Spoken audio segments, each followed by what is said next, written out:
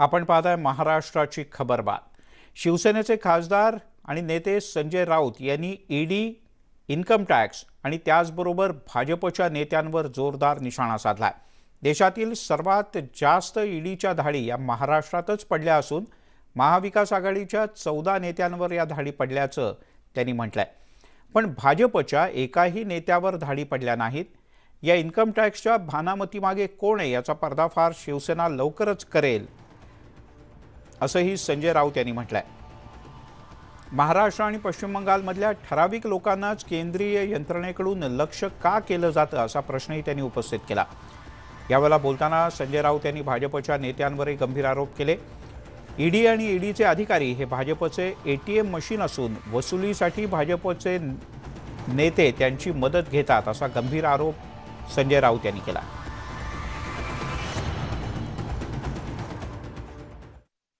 ED के अधिकारी, बड़े अधिकारी, अब उसमें से कुछ अधिकारी तो भारतीय जनता पार्टी का टिकट लेकर चुनाव लड़ रहे हैं और मैंने सुना कि इस अधिकारी ने, जो ईडी का अधिकारी था, उसने यूपी के 50 उम्मीदवारों का खर्चा भी किया है, ये मैं सुन रहा हूं। तो आप बीजेपी का उम्मीदवार बनकर चुनाव वहां लड़ रहे हैं, ये एक नेक्सस। उसका मतलब ये है ईडी भारतीय जनता पार्टी की एटीएम मशीन बन गई। मैं बहुत ही जिम्मेदारी से मेरा बयान है, responsible citizen of this nation. ED और ईडी के कुछ अधिकारी भारतीय जनता पार्टी के एटीएम मशीन बन गए। भाजपचे नेते आमदार सुधीर मुनगंटीवार आपल्यासोबत जोडले गेलेत। सुधीर भाऊ, पुन्हा एकदा गंभीर आरोप। त्यांनी तर आता थेट म्हटलं ईडीचे अधिकारी भाजप करता एटीएम मशीन म्हणून काम करतात। असं हे आरोप आहेत, गंभीर आहेत का हे तर जेव्हा त्यांनी सांगितलं की पोलीस महासंचालक चौकशी करतील तेव्हा गंभीर आहे की गमतीदार आहे हे तर नंतर स्पष्ट होईल। आरोप केलेत, त्याचे पुरावे त्यांनी पोलीस महासंचालकाला नक्कीच द्यावे। आता एक गोष्टीचा खुलासा मला अजून होत नाहीये की पोलीस महासंचालक या प्रकरणाला निश्चितपणे चौकशी करून आरोपीला अटकवू शकेल का? कारण मिलिंद नार्वेकरांना व्हॉट्सअपवर धमकी आली, अजूनपर्यंत महाराष्ट्राचं आणि मुंबईचं पोलीस या धमकीला शोधू शकलं नाही। मंत्रालयामध्ये हजारो दारूच्या बॉटल्स सापडल्या, अजूनपर्यंत या बॉटल्स आणणारे शोधू शकले नाही। तर एवढ्या गंभीर आरोपाचे हे कोण जे गुन्हेगार आहे त्यांना पकडू शकेल का हा शंकास्पद आहे। आता त्यांनी आरोप केले, त्यांनी सांगितलं की पोलीस याची चौकशी करेल, तर वाट पाहू आपण, वेट अँड वॉच। बर, पण म्हणजे तुम्हाला आजच्या पत्रकार परिषदेत खास काही आहे, काही ठोस पुरावा दिलाय किंवा असं काही वाटत नाही? म्हणजे तुम्ही गांभीर्यानं घेत नाही संजय राऊत यांना? गांभीर्यानं घेण्याचा विषय यासाठी नाही, कारण जी पत्रकार परिषद आहे ही पत्रकार परिषद ते बोलताना एकदा नव्हे 10दा सांगतात की मी एक राज्यसभेचा सदस्य म्हणून जी शपथ घेतली आहे संविधानाची की मला असणारी प्रत्येक माहिती मी संबंधित विभागाला किंवा लपवून ठेवणार नाही, अशी ती पत्रकार परिषद नाही आहे। त्या पत्रकार परिषदेमध्ये प्रत्येक वाक्याच्या मागे एक डायलॉग असतो, आप देख लेंगे। म्हणजे पत्रकार परिषद या महाराष्ट्रातील किंवा देशातल्या आरोपींना पकडण्यासाठी नसून हम देख लेंगे यासाठी आहे। जेव्हा हम देख लेंगे हे वाक्य आहे तो दूध में थोडा दही आहे। बर, सुधीर भाऊ धन्यवाद, तुम्ही न्यूज 18 लोकमतशी बोललात त्याबद्दल। या पत्रकार परिषदेमध्ये संजय राऊत यांनी भाजपवर गंभीर आरोप केले। किरीट सोमय्या आणि वाधवान यांचे संबंध काय आहेत याबद्दलही त्यांनी पुन्हा एकदा प्रश्न विचारला। आणि एवढंच नाही तर मुंबई पोलिसांच्याकडे काही थेट तक्रार केली असून आता भाजपला मदत करणाऱ्या अधिकाऱ्यांची चौकशी सुरू होईल असा दावाही त्यांनी केला। आज मुंबई में बहुत कुछ हलचल है, रेड्स के ऊपर रेड्स, धाडीवर धाडी पडतायत। त्याच्यामुळे उसके लिए आपको भी बहुत काम है, भागम भाग है, यहाँ से वहाँ, वहाँ से वहाँ।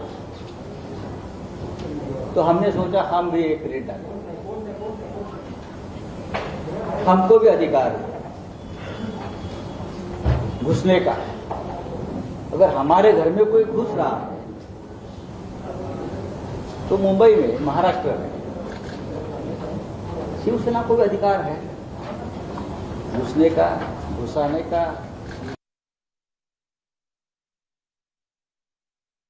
ये सवाल इसलिए भी है, क्या इस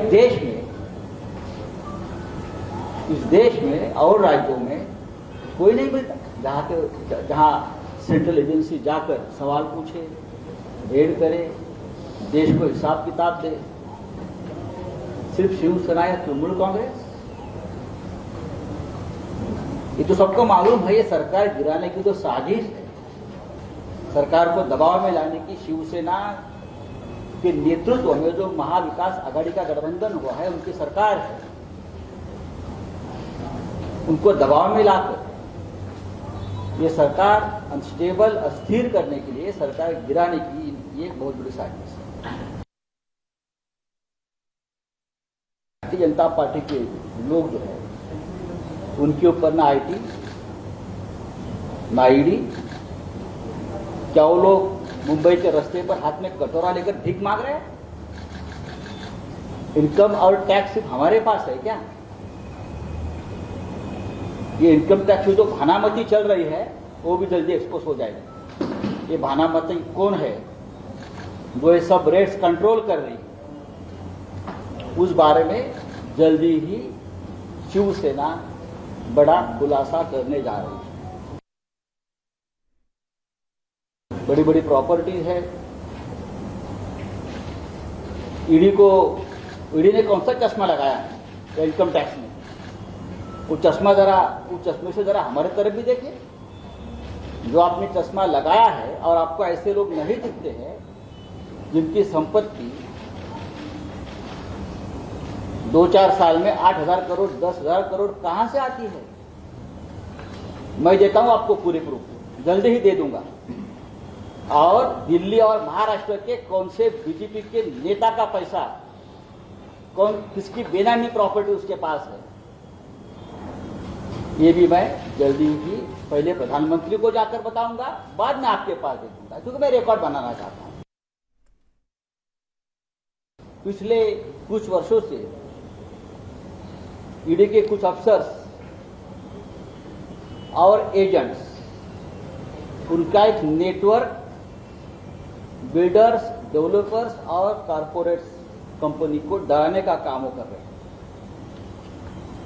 और ईडी का एजेंट्स का एक नेटवर्क जो है, वो एक्सट्रॉशन में लगा हुआ है, करोड़ों की वसूली कर रहा है। उसकी विस्तृत जानकारी मैंने प्रधानमंत्री को दी है, और मैं डॉक्यूमेंट्स के साथ बोल रहा हूं। आपको डॉक्यूमेंट्स शायद डिस्ट्रीब्यूट सर्कुलेट अभी किए हैं। ऑफिसर का जो एक्सट्रैक्शन रैकेट है, उसमें का जो की फैक्टर है, उसका नाम है मिस्टर जितेंद्र चंद्रलाल नवलाल। और आपके जानकारी के लिए मैं उसका पैन नंबर और उसकी 7 अलग अलग कंपनियां भी मैंने आपको दे दी है। इस 7 कंपनियों ने 100 करोड़ से भी आसपास, 100 से ज्यादा बिल्डर, डेवलपर से वसूली किए हैं, एक्सट्रॉशन किया है, जिसमें कैश भी है और चेक पेमेंट भी है, डिजिटल ट्रांसफर है उसमें। जिन जिन कंपनियों की ईडी ने जांच की, जिन कंपनियों की ईडी ने जांच की है, उस कंपनी ने अपना पैसा जितेंद्र नवलानी के इस 7 कंपनी में ट्रांसफर किया है।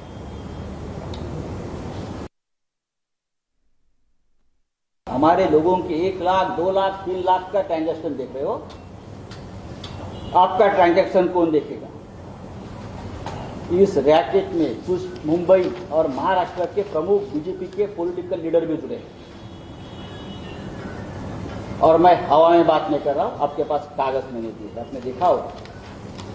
ये बहुत ही गंभीर मामला है। देश का सबसे बड़ा करप्शन का ये रैकेट है। मुंबई में बैठकर चल रहा है, दिल्ली में बैठकर चल रहा है। महाविकास आघाड़ी के लोगों को भी जो प्रताड़ित करने का काम है, ये इसी रैकेट का एक काम है। आज मैंने जो आपको बात बताई है, ये सिर्फ 10% है। मुंबई महानगर पालिका में आपके लोग क्या कर रहे थे पिछले दिन तक? किसको कितना हिस्सा मिला है आपके लोगों को? आपने कैसे एक्सट्रॉशन किया है मुंबई महानगर पालिका से? ये भी हम भानामती जो है ना, आईटी भानामती डिपार्टमेंट को हम भेज रहे हैं। हम देखेंगे आप उनके ऊपर कैसे रेड्स करते हैं। लेकिन आज की ताजा खबर यही है कि कंप्लेनेंट अरविंद जगन्नाथ भोसले, उसने मेरे कागज के ऊपर जो मैंने आपको दिए हैं, मुंबई पुलिस के पास कंप्लेंट फाइल किया है और उसकी जांच हो रही है और जांच एक अंजाम तक पहुंचेगी। और मैंने कुछ दिन पहले कहा था, ईडी के 3 अधिकारी बिहाइंड द बार होते। तेव्हा पाहूयात संजय राऊत यांच्या या आरोपांनंतर आता संबंधित यंत्रणा काय कारवाई करतात ते। यासोबतच महाराष्ट्राची खबरबातमध्ये एक छोटासा ब्रेक घेऊया, लगेचच परत येतो।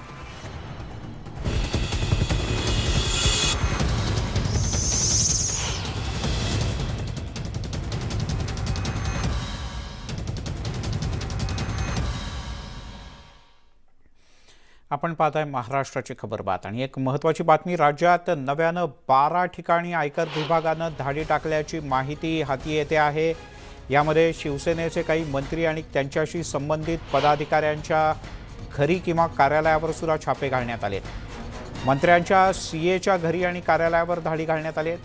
अंधेरी, कांदिवली इथे राहणाऱ्या शिवसेनेच्या काही पदाधिकाऱ्यांच्या घरी सुद्धा आयकर विभागाचे अधिकारी पोहोचले आहेत। मंत्र्यांशी असलेले व्यावसायिक संबंध आणि त्या अनुषंगानं सध्या काही तपासणी सुरू असल्याचं कळतं। एवढंच नाही तर वादग्रस्त अधिकारी बजरंग खरमाटे हे सुद्धा या सगळ्या प्रकरणात आयटीच्या रडारवर असल्याची माहिती मिळते। तिकडे शिवसेनेचे ज्येष्ठ नेते आणि परिवहन मंत्री अनिल परब यांच्या सीएच्या घरी सुद्धा आयटीच्या विभागानं काही छापेमारी केली। मुंबईतल्या त्यांच्या घरी ही छापेमारी करण्यात आली आणि आयकर विभागाचे अधिकारी अनिल परब यांचे सीए आहेत त्यांच्या घरी पोहोचले आणि काही कागदपत्रांची तपासणी आणि छाननी सध्या सुरू असल्याचं कळतं।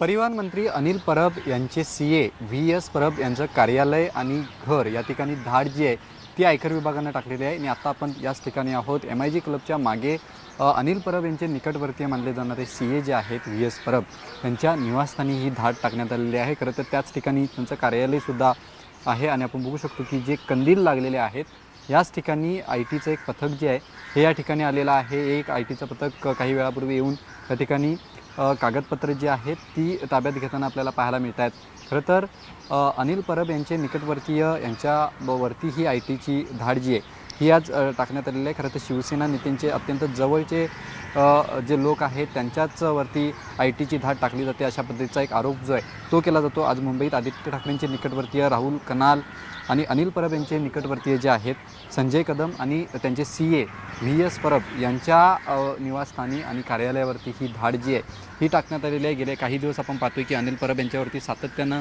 आरोप जे आहेत हे होताना आपल्याला पाहायला मिळतात। आणि त्यातच आज मुंबईत जे शिवसेनेचे महत्त्वाचे नेते आहेत पक्ष नेतृत्वाच्या जवळची जी लोक आहेत यांच्याच निकटवर्तीयांच्या घरावरती आणि ऑफिसवरती आयकर विभागाने जी आहे ही धाड टाकलेली आपल्याला पाहायला मिळते।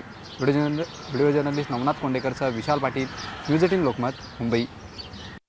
आणि आयकर विभागाच्या ज्या वेगवेगळ्या धाडी सुरू आहेत त्या संदर्भात अधिक जाणून घेऊयात। अजित मांढरे आपले प्रतिनिधी आपल्यासोबत जोडले गेले आहेत।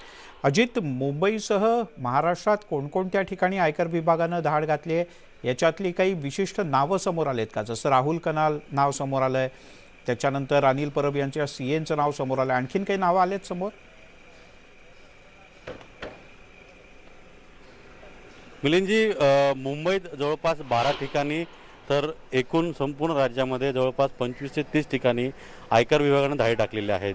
आयकर विभागाचं मुंबईतलं मुख्य ऑफिस जे आहे, जिथून संपूर्ण महाराष्ट्र पूर्ण वेस्ट झोन जो आहे तो कंट्रोल केला जातो, तो हे जे सिंधी हाऊस इमारत जी आहे, या इमारतीमध्ये वित्त मंत्रालय आहे, त्याच पद्धतीनं आयकर विभाग आहे.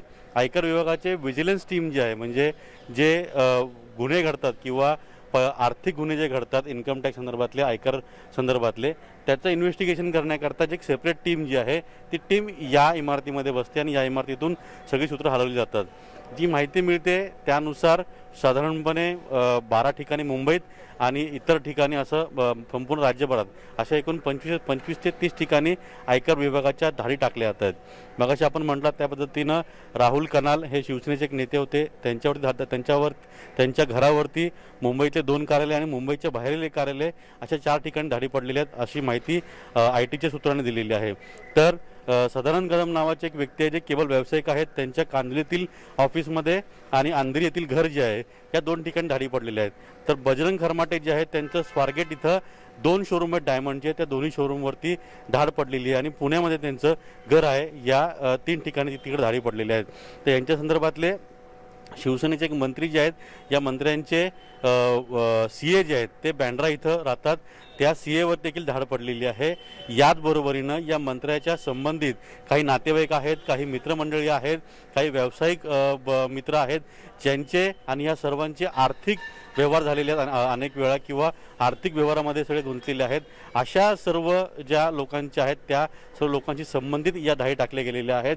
मुळात आयकर विभागाचा हा सगळा भाग जो आहे, या भागाचा अध्याय कुठून सुरू झाला तो म्हणजे यशवंत जाधव यांच्यावरती जेव्हा IT विभागाने सलग 4 दिवस धाड टाकली, त्यावेळी त्यांच्या घरी जे दस्तावेज सापडलेले आहेत, विशेष करून त्यांची डायरी आणि मुंबई महानगरपालिकेचे अनेक सरकारी दस्तावेज जे आहे ते त्यांच्या घरी सापडले होते आणि त्यातून जी माहिती समोर आलेली आहे ती पुढे जाऊन या सगळ्या गोष्टीशी कनेक्ट होते आणि तिथून या सगळ्या धाडी ज्या आहेत त्या टाकण्यात आलेल्या आहेत. यामध्ये एक मोठा बांधकाम व्यावसायिक आहे, त्याच्यावर देखील धाडी टाकलेली आहे. त्याच्यात 3 कार्यालयावरती आणि घरावरती धाड टाकण्यात आलेली आहे. त्याच्याकडून काही कॅश देखील जप्त केली गेलेली आहे असं देखील म्हटलं जातंय. पण या अधिकाऱ्याचं नाव जे आहे, माफ करा, या बांधकाम व्यवसायाचं नाव जे आहे ते मात्र आयकर विभागाच्या अधिकाऱ्यांनी सांगितलं नाहीये. हा नेमका बांधकाम व्यवसाय. शेवटचा प्रश्न 30 सेकंदात उत्तर दे. कुठे कुठे धाडी घातल्या आणि काय कारवाई केली हे अधिकृतपणे इन्कम टॅक्स कडून सांगण्यात येण्याची काही शक्यता आहे? नक्कीच सांगतील, पण आत्ताच आम्ही या इमारतीमध्ये MV भानुमती नावाच्या अधिकारी आहेत, या DG आहेत इन्व्हेस्टिगेशन टीमच्या, त्यांच्याशी आम्ही जेव्हा बोललो तेव्हा त्यांचं म्हणणं असं होतं की अजूनही रेड ज्या आहेत, ज्या धाडी आहेत त्या सुरू आहेत आणि यामुळे यातून रेड पूर्ण न झाल्यामुळे त्याची माहिती आम्हाला सांगता येणार नाही. पण ज्या पद्धतीने धाडी सुरू आहेत, या धाडी फक्त आजच्या दिवसापुरत्या नसून आणखीन काही दिवस चालतील असे त्यांनी संकेत दिलेले आहेत. त्यामुळे या धाडी उद्याही कंटिन्यू राहतील आणि आणखीन काही नवीन लोकांवर धाडी पडतील असं देखील म्हटलं जातं. बरं अजित, तुर्तास धन्यवाद या सगळ्या सविस्तर माहितीबद्दल. त्यामुळे महत्त्वाची माहिती, जवळपास 30 ठिकाणी धाडी आणि हा केवळ एक नाही तर उद्या सुद्धा याच्यातल्या काही धाडी नव्यानं सुरू राहते. वळूयात पुढच्या बातमीकडे. कोरोना लसीचे डोस घेतल्याशिवाय पेट्रोल पंपावर पेट्रोल डिझेल मिळणार नाही असा इशारा औरंगाबादचे जिल्हाधिकारी सुनील चव्हाण यांनी दिलाय. पण जोपर्यंत पोलिसांची सुरक्षा मिळत नाही तोपर्यंत जिल्हाधिकाऱ्यांचे आदेश अंमलात आणू शकणार नाही अशी भूमिका औरंगाबादमधल्या पेट्रोल पंप चालक मालकांनी घेतली आहे.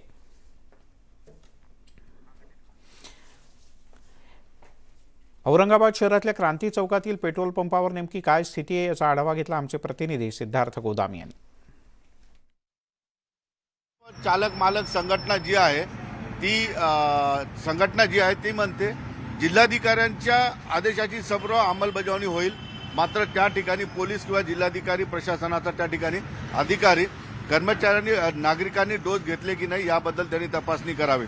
माझ्यासोबत याच विषयी बोलण्यासाठी पेट्रोल चालक मालक संघटनेचे अखिल अब्बास अध्यक्ष माझ्यासोबत आहेत. सर, तुम्ही मागच्या वेळेसही जिल्हाधिकाऱ्यांच्या आदेशासोबत होतात, आताही जिल्हाधिकाऱ्यांच्या आदेशासोबत आहात, पण तुमची नेमकी समस्या काय? सर, हम लास्ट टाइम भी उनको लिखित में दिए थे और हमेशा हम उनको यही बोलते आए कि ये जो चेकिंग करना ये वो सब हमारा काम नहीं है, क्योंकि सर अगर मैं आपका वैक्सीन कैसा सर्टिफिकेट ठीक है हम लोग के पास भी है, पर हमारे जो आदमी काम करते हैं उन लोग इतने ट्रेंड नहीं है। तो हमने उनको कहा कि भाई आपको अगर 100% रिजल्ट होना है तो आप आपके पुलिस को और आपके जो कर्मचारी है जो आरोग्य सेतु से अटैच है जो ये वैक्सीन से, तो उन्होंने कल मीटिंग में वही कहा कि हम आपको हर पंप पे पुलिस प्रोटेक्शन देंगे और हमारे आरोग्य सेतु के आदमियाँ देंगे, और उन्होंने मैक्सिमम औरंगाबाद सिटी के हद तक कॉरपोरेशन लिमिट में उन्होंने ज़्यादा करके वैक्सीनेशन सेंटर्स भी डाल देंगे, ताकि जो आदमी अगर ड्यू डेट हो गई है तो उसको इमीडिएट उन्होंने वैक्सीन देंगे। ऐसा नहीं कि पेट्रोल पंप पे आएंगे और आपको पेट्रोल नहीं मिलेगा।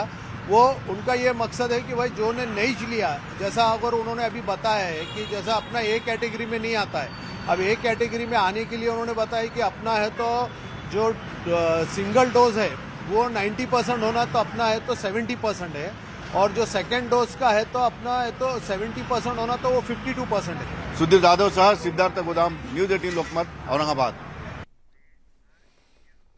तिकडे पेट्रोल आणि डिझेलच्या दरामध्ये वाढ होण्याच्या शक्यतेनं पेट्रोल पंपावर पेट्रोल भरण्यासाठी वाहन चालकांनी मोठाली गर्दी केली। ठाण्यामध्ये पेट्रोलचा दर 110 रुपये 6 पैसे तर डिझेलचा दर 94 रुपये 23 पैसे इतका आहे। रशिया आणि युक्रेनमध्ये युद्ध भडकल्यानं इंधनाचे दर वाढण्याची शक्यता व्यक्त केली जाते, त्यामुळे नागरिकांनी पेट्रोल पंपावर गर्दी केली। आढावा घेतला आमचे प्रतिनिधी निखिल चव्हाण यांनी। पेट्रोल आणि डिझेलच्या दरात दिवसेंदिवस ही भाववाढ वाढतच चाललेली आहे। त्याच प्रमाणात आता आपण पाहिलं तर आज देखील मोठ्या प्रमाणात रांगा या पेट्रोल पंपा लाईनवरती आपल्याला पाहायला मिळतात, कारण येत्या दिवसाला आहे हे पेट्रोलचे दर आहेत ते वाढणार आहेत, त्यासाठी आधीच नागरिक आहेत ते या ठिकाणी पेट्रोल भरून घेत आहेत। आपण आजचा जर पाहत असाल तर 110.6 पैसे इतका हा पेट्रोलचा दर आहे, आणि येत्या काही दिवसातच हा पेट्रोलचा दर आहे तो मोठ्या संख्येने मोठ्या रुपयाने वाढणार आहे। कारण पाहायचं झालं तर जे युद्ध चालू आहे त्याच पार्श्वभूमीवरती, तसेच जे तेलच्या दरात वाढ झालेली आहे त्यामुळे हे पेट्रोलचे भाव वाढणार आहेत, आणि त्यामुळे नागरिकांमध्ये देखील कुठेतरी एक भीती आहे की जर हे पेट्रोलचे दर वाढले तर दिवसेंदिवस जो खर्च आहे तो देखील मोठ्या प्रमाणात न परवडणारा हा होणार आहे। पाहायचं झालं तर आपल्यासोबत या ठिकाणी नागरिक देखील आहेत। सर, काय सांगाल, पेट्रोल भरायला आलेला आहात, दिवसेंदिवस भाववाढ ही वाढतच चाललेली आहे, काय सांगाल कुठेतरी परवडतं का हे पेट्रोल? परवडत नाहीच कोणाला, पण करणार काय सांगा मला? दुसरं कोण स्वस्त देणार आहे का? नाही देत आहे, ते भरायलाच लागतं, आपली कामं तर थांबू शकत नाही। सरकारकडे काय मागणी असेल, कारण हे पेट्रोलचे दिवसेंदिवस भाव वाढत सुरूच झाले? भाव वाढ होते सगळं मान्य आहे, आता तर आणखीन होणार, युद्धामुळे परत लफडी होणारच आहेत, काय करू शकतो आपण? पेट्रोलचे भाव शक्य तेवढे कमी महाराष्ट्र सरकारने करावं, मध्ये राज्य सरकारने केलं नाही केलं, सेंट्रल गव्हर्नमेंटने तर केलेलं ना रेट कमी, महाराष्ट्र सरकार करतंय का रेट कमी? आज गुजरातमध्ये जा, गुजरातमध्ये 93 रुपयांनी मिळतंय, 93 रुपये लिटरनी गुजरातमध्ये मिळतंय। कुठेतरी सरकारने याच्याबद्दल गांभीर्य हे बाळगलं पाहिजे। महाराष्ट्र सरकारने गांभीर्य पाळायलाच पाहिजे, कारण बाकी सगळीकडे स्वस्त आहे, गुजरातमध्ये सेल्वासामध्ये स्वस्त आहे। निखिल चव्हाण, न्यूज 18 लोकमत, ठाणे। त्यामुळे काही वेळेला संताप आहे, नाराजी आहे, पण पेट्रोल भरण्याशिवाय पर्याय नाही। आणि आता एक वेगळी बातमी, MPSCच्या 2019च्या पोलीस उपनिरीक्षक पदाच्या मुख्य परीक्षेचा अंतिम निकाल अखेर आज जाहीर झाला। म्हणजे तब्बल 3 वर्षांनी हा निकाल जाहीर झाला। निकाल जाहीर होताच यशस्वी विद्यार्थ्यांनी एकच जल्लोष केला। या परीक्षेत निलेश बर्वे हा परीक्षार्थी राज्यात पहिला आला आहे, तर गणेश यलमारने हा राज्यात दुसरा आला आहे। पुण्यातल्या शास्त्री चौकात मुलांनी अक्षरशः गुलाल उधळला आणि आपला आनंद साजरा केला, कारण 3 वर्षांच्या प्रतीक्षेनंतर अखेर रिझल्ट जाहीर झाला। आतापर्यंत केलेल्या मेहनतीला यश आल्याची प्रतिक्रिया गणेश यलमारनं व्यक्त केली। ज्या शास्त्री चौकात MPSC विद्यार्थ्यांनी आंदोलनं केली, आपल्या हक्कासाठी संघर्ष केला, त्याच शास्त्री चौकात ही मुलं आज जल्लोष करतात। कारण आहे MPSC 2019चा PSIच्या परीक्षेत निकाल लागला आणि राज्यात दुसरा आलेला विद्यार्थी आपल्याकडे। मला सांग, पहिलं तुझं अभिनंदन, काय धन्यवाद सर, मला खूप आनंद होतोय. अगदी 3 वर्षाच्या प्रतीक्षेनंतर आज निकाल लागलेला आहे. ऍक्च्युली आम्ही 2019 मध्ये परीक्षा पास झालेलो. तिथून पुढे लॉकडाऊन असेल, कोरोनाचा काळ असेल, त्यामुळे वेळेवर आमचं ते फिजिकल म्हणतात जे रनिंग टेस्ट असते ती पुढे गेलेली होती, वारंवार होत नव्हती.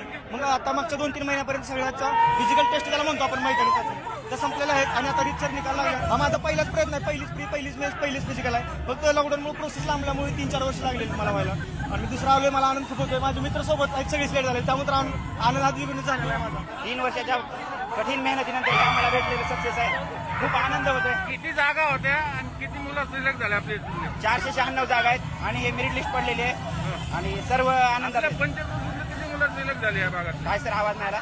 आपल्या भागातले किती मुलं सिलेक्ट झाले? बरेच 496 पैकी अर्ध्याच्या वर झाले सर. अर्ध्याच्या वर. तू कुठून आला? मी साताराचा आहे, मी इथं पुण्यात अभ्यास करतो. कितवा प्रयत्न यश मिळाला? माझा पहिलाच प्रयत्न होता. अरे वा. भाऊ कोण तुझं? मी सिंधुदुर्ग जिल्ह्यातील कुडाळ तालुक्यातील आहे. माझा मी पहिल्या प्रयत्नामध्ये झालं. तुझा किती प्रयत्न? माझा तिसरा प्रयत्न होता. माझा दुसरा प्रयत्न होता. याच्या आत कोण आला? काय कसं संघर्ष होता?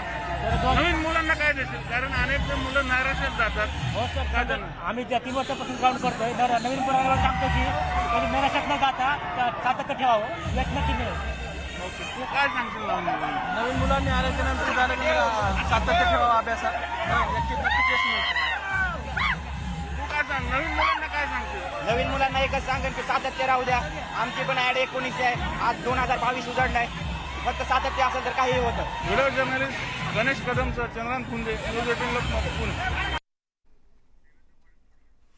आणि आता थेट जाऊयात विधानसभेमध्ये. अधिवेशनात विरोधी पक्षनेते देवेंद्र फडणवीस बोलतात. सारख्या रुग्णालयामध्ये त्याची टंचाई आहे अध्यक्ष महोदय, आणि जवळजवळ 90 कोटीची बिलं थकली असल्यामुळे पुरवठादार हे जे रुग्णालयाला या ठिकाणी पुरवठा करायला तयार नाही. त्यामुळे जे सारख्या आपल्या अत्यंत महत्त्वाच्या सरकारी रुग्णालयामध्ये सगळ्या गोष्टी बाहेरून आणाव्या लागत आहेत आणि म्हणून हा मुद्दा अध्यक्ष महोदय या ठिकाणी मांडलेला आहे. आणि जी स्थिती जेची आहे ती इतरही जवळजवळ सगळ्या ठिकाणी आहे, त्यामुळे त्याही संदर्भातला मुद्दा मांडला, त्याच्यात शासनाने लक्ष घालण्याची आवश्यकता आहे. आणि अध्यक्ष महोदय, महिला बाल विकास विभागाच्या अंतर्गत पूरक मागणी क्रमांक 1X1 च्या अंतर्गत अध्यक्ष महोदय, राज्यातील पालघर जिल्ह्यातील जव्हार, वाडा, मोखाडा, तलासरी, ठाणे जिल्ह्यातील शहापूर तसेच वसई, विरार, पुणे याचबरोबर रत्नागिरी सारख्या शहरी आणि विकसित भागातही अध्यक्ष महोदय कुपोषित मुलांची संख्या वाढते आहे. गेल्या 6 महिन्यामध्ये वसई, विरार शहर ग्रामीण भागात 108 अतितीव्र कुपोषित बालके, 827 मध्यम कुपोषित बालके आणि 1694 कुपोषित बालके आपल्याला या ठिकाणी आढळलेली आहेत. शहापूर तालुक्यात आदिवासी बालकांच्या कुपोषणाचा आकडा हा मोठ्या प्रमाणात वाढलेला आहे. 198 अतितीव्र आणि 2000 मध्यम कुपोषित बालकांची संख्या ही त्या ठिकाणी अत्यंत चिंताजनक अशा प्रकारची परिस्थिती पुन्हा एकदा या आपल्या पालघर जिल्ह्यामध्ये या ठिकाणी तयार झाली आहे. आणि विशेषतः आपली जी ग्राम बाल विकास केंद्र आहेत ती नीट या ठिकाणी काम करत नाही आहेत, ती चालत नाही आहेत, त्याला निधी उपलब्ध होत नाही आहे. मध्यंतरीच्या काळामध्ये पुरवठादारांनी सगळा पुरवठा बंद केला होता. आपण खूप प्रयत्न करून पालघर सारख्या ठिकाणी जे कुपोषण पूर्ण आटोक्यात आणलं होतं ते कुपोषण प्रचंड मोठ्या प्रमाणात वाढलेलं आहे. तेव्हा तिसरा मुद्दा देखील या ठिकाणी मांडलेला आहे. या तिन्ही मुद्द्यांच्या संदर्भात शासनाने कारवाई करावी आणि तात्काळ त्या संदर्भातल्या सूचना द्याव्यात ही माझी विनंती आहे. अध्यक्ष महोदय, सन्माननीय विरोधी पक्ष नेत्यांनी महाराष्ट्र विधानसभा नियम क्रमांक 264चा 5 नुसार प्राप्त सूचनाबाबतचे इथं काही सांगण्यात आलं. विशेषतः त्यात सुधीर मुनगंटीवार साहेबांनी एकूण 12 सूचना केलेल्या होत्या. त्या 12 सूचना देखील मान्य त्या ठिकाणी करण्यात आल्या. तसंच देवेंद्र फडणवीस साहेबांनी 3 सूचना केलेल्या होत्या, त्याच्यातल्या 2 मान्य करण्यात आल्यात, नाही 3ही मान्य करण्यात आल्यात. अध्यक्ष महोदय, मी सुधीर मुनगंटीवार साहेबांच्या बाबतीमध्ये सांगू इच्छितो की प्राप्त झालेल्या सूचनांच्या अनुषंगाने विभागाने त्वरित कारवाई करून संबंधित सन्माननीय सदस्यांना केलेल्या कारवाईबाबत अवगत करण्याच्या सूचना ह्या संबंधित विभागांना देण्यात आलेल्या आहेत. मात्र आता 3 ज्या सामाजिक न्याय विभाग, वैद्यकीय शिक्षण व औषधी द्रव्य विभाग, महिला व बाल विकास विभाग या 3च्या आता ज्या सूचना आपण केलेल्या आहेत त्याची माझ्या स्तरावर बैठक बोलवण्यात येईल आपल्यालाही त्या बैठकीला बोलवण्यात येईल. आपण चर्चा करू आणि त्याच्यातनं मी मार्ग काढून देईल. धन्यवाद अध्यक्ष महोदय. सभागृहात काय चाललंय यावर आपली नजर असणार. एक छोटासा ब्रेक घेऊयात. सर्व प्रकारच्या ताज्या अपडेट करता news18lokmat.com या आमच्या वेबसाईटला लॉग ऑन करा. फेसबुक, ट्विटरवर आम्हाला फॉलो करा. आमच्या यूट्यूब चॅनलला सबस्क्राईब करा.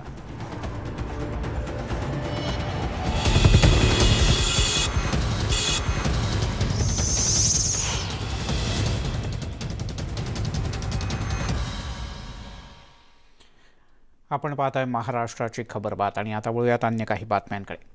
महाराष्ट्राचे मुख्यमंत्री उद्धव ठाकरे यांनी अनेक दिवसांनी स्वतःची कार चालवत आपण आजारातून आता पूर्णपणे बाहेर पडल्याचंच एक प्रकारे दाखवून दिलंय. आजारपणातून बाहेर पडल्यानंतर पहिल्यांदाच उद्धव ठाकरे यांनी स्वतःची कार चालवली. विधान भवनातून स्वतः कारचं स्टेअरिंग हातात घेऊन कार चालवत ते वर्षा बंगल्याच्या दिशेने काही वेळापूर्वी रवाना झाले. त्यावेळची ही दृश्य. आजारपणामुळे मुख्यमंत्री उद्धव ठाकरे हे काही काळ घराबाहेर पडू शकले नव्हते आणि त्यामुळे त्यांच्यावर मोठ्या प्रमाणात टीकाही झाली होती. पण आता या सर्व प्रकारच्या टीकेला उत्तर देत मुख्यमंत्र्यांनी आपण आता अधिकाधिक फिट होत असल्याचं दाखवलं आणि स्वतःच ड्रायव्हिंग व्हीलवर बसून प्रवास केला. उदय जाधव आपले प्रतिनिधी आपल्यासोबत आहेत. उदय. मिलिंदजी, विधिमंडळ अधिवेशनाचा आजचा 4था दिवस आहे. मुख्यमंत्री उद्धव ठाकरे हे पहिल्या दिवशी अधिवेशनाला उपस्थित राहिले होते. त्यानंतर आज 4थ्या दिवशी दुपारी ते विधिमंडळात दाखल झालेले आहेत. त्यांनी काही वेळ विधान परिषदेमध्ये देखील उपस्थिती दाखवली. मुख्यमंत्री कार्यालयात देखील त्यांनी उपस्थित राहून काही वेळ कामकाज पाहिलं. त्यानंतर काही वेळापूर्वीच ते विधान भवनातून वर्षा निवासस्थानी निघालेले आहेत. मात्र निघण्यापूर्वी ते स्वतः कारमध्ये बसले आणि स्वतः कारचं स्टेअरिंग हातामध्ये घेतलेलं आहे. एक प्रकारे त्यांनी दाखवून दिलेलं आहे की सत्तेचं स्टेअरिंग, महाविकास आघाडीचं सत्तेचं स्टेअरिंग हे त्यांच्याच हातामध्ये आहे. हे त्यांनी आज अधोरेखित केलेलं आहे आणि त्या दृष्टिकोनातून त्यांची देहबोली देखील होती आणि त्याच एक आत्मविश्वासाने ते कार चालवताना दिसलेले आहेत. मुख्यमंत्री उद्धव ठाकरे यांच्या प्रकृतीसंदर्भात अनेक शंका कुशंका ज्या आहेत विरोधी पक्षांकडून मोठ्या प्रमाणात उठवल्या जात होत्या. त्या संदर्भात अनेक प्रश्न देखील उपस्थित केले होते. मात्र काही वेळ डॉक्टरांनी म्हणजे जवळपास 3 ते 4 महिने डॉक्टरांनी आराम करण्याचा सल्ला दिला होता. त्यातून आता मुख्यमंत्री उद्धव ठाकरे हे त्यांची प्रकृती सुधारत असल्याचं दाखवलेलं आहे. ते स्वतः चालत येतात, विधिमंडळाच्या दोन्ही सभागृहांना उपस्थित राहतात आणि स्वतः कारचं स्टेअरिंग हातामध्ये घेऊन ते कार देखील चालवत आहेत. सत्तेचं स्टेअरिंग नेमकं कोणाच्या हातात असेल याबद्दल देखील अनेक प्रश्न उपस्थित केले जातात. उपमुख्यमंत्री अजित पवार हेच सत्ता चालवत असल्याचं विरोधकांकडून वारंवार सांगितलं जात होतं. मात्र मुख्यमंत्री उद्धव ठाकरे यांनी आज ज्या प्रकारे कारचं स्टेअरिंग हातामध्ये घेतले, ज्यांची ज्या प्रकारे एक पॉझिटिव्ह देहबोली होती, त्यावरून त्यांनी दाखवून दिलेलं आहे की सत्तेचं स्टेअरिंग हे माझ्या हातामध्ये आहे आणि राज्य सरकारचा मी मुख्यमंत्री आहे आणि त्यांची प्रकृती सुधारल्याचं देखील एक संकेत जे आहेत ते त्यांनी दिलेले आहे. खरं आहे, प्रकृतीच्या बद्दलच्या अनेक गोष्टी बोलल्या जात होत्या पण आता त्यांची प्रकृती उत्तम आहे हे त्यांनी ड्रायव्हिंगमधून दाखवून दिलं.